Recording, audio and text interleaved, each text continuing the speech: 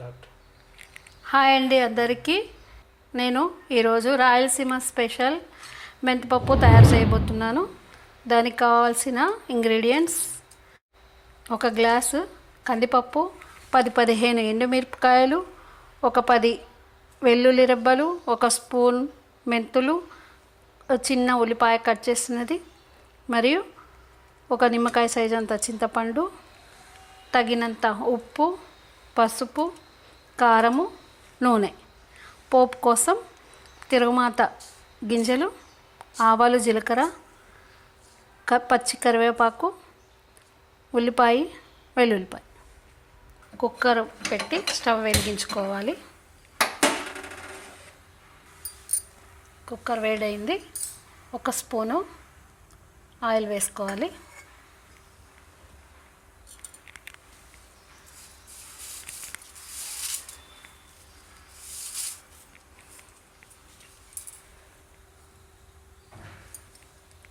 Oil కాగిన తర్వాత ఒక స్పూను మెంతులు వేసుకోవాలి.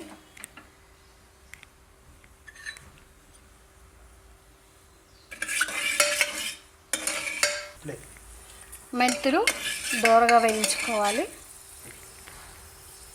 వేగిన తర్వాత కట్ చేసుకున్న ఉల్లిపాయలు మరియు వెల్లుల్లిపాయలు, ఈ ఉల్లిపాయల్ని ఎర్రగా వేయించుకోవాలి. తర్వాత ఈ కందిపప్పు గ్లాసు కూడా ఇందులో వేయాలి. ఈ పప్పును కూడా దోరగా వేయించుకోవాలి. ఒక 5-10 నిమిషాలు వేయించుకోవాలి. ఎండుమిర్చిని మిక్సీలో వేసి కచ్చాపచ్చాగా మిక్సీ పట్టుకోవాలి. కందిపప్పు ఇలా దోరగా వేయించుకున్న తర్వాత ఇందులో 1 టీ స్పూను పసుపు,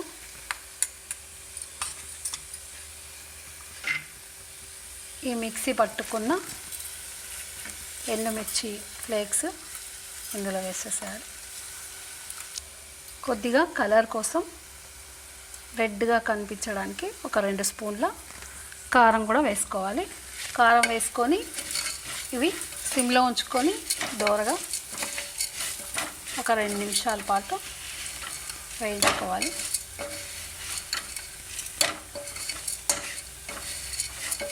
ఇవన్నీ వేగిన తర్వాత ఇందులో పప్పు మునిగేంత వరకు వాటర్ పోసుకోవాలి.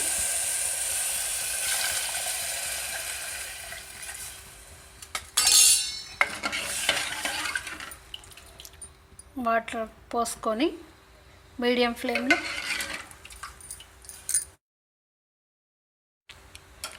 పప్పు ఉడికించుకోవాలి.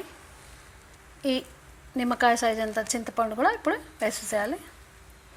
తర్వాత మూత పెట్టుకొని కుక్కర్ మూత పెట్టుకొని 2-3 విజిల్స్ వచ్చేంత వరకు ఉడికించుకోవాలి పప్పును. 4 విజిల్ తర్వాత స్టవ్ బంద్ చేసుకోవాలి. 3 విజిల్ తర్వాత పప్పు ఉడికిపోయిందో లేదో చూద్దాం.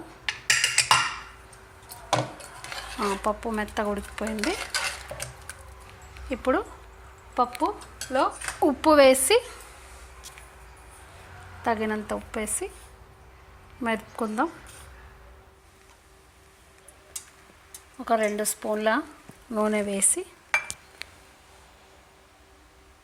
వేడవ్వనివ్వాలి.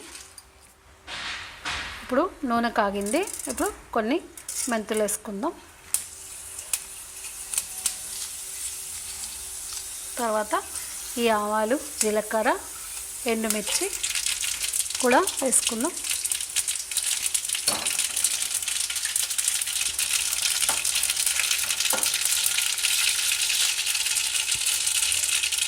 కరివేపాకు,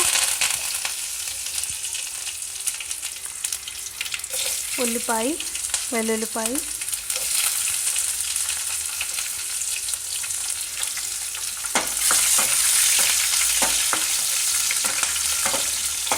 ఇది కూడా వేసుకొని దూరగా వేయించుకోవాలి. ఈ ఉల్లిపాయ, వెల్లుల్లిపాయ కొంచెం ఎర్రబడాలి. ఈ పోపు వేగిపోయింది. ఇందులో ఈ మెదిపిన ఈ మెంతిపప్పుని వేసుకుందాం.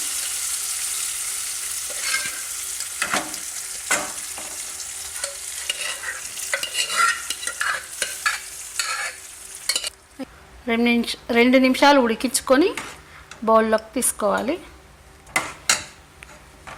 ఇది రాయలసీమ స్పెషల్ మెంతిపప్పు. టేస్ట్ చాలా బాగుంటుంది. మీరు కూడా తయారు చేసుకొని ఎలా ఉందో కామెంట్ చేయండి. ఈ వీడియో మీకు నచ్చినట్లయితే లైక్ చేయండి, షేర్ చేయండి మరియు సబ్స్క్రైబ్ చేసుకోండి.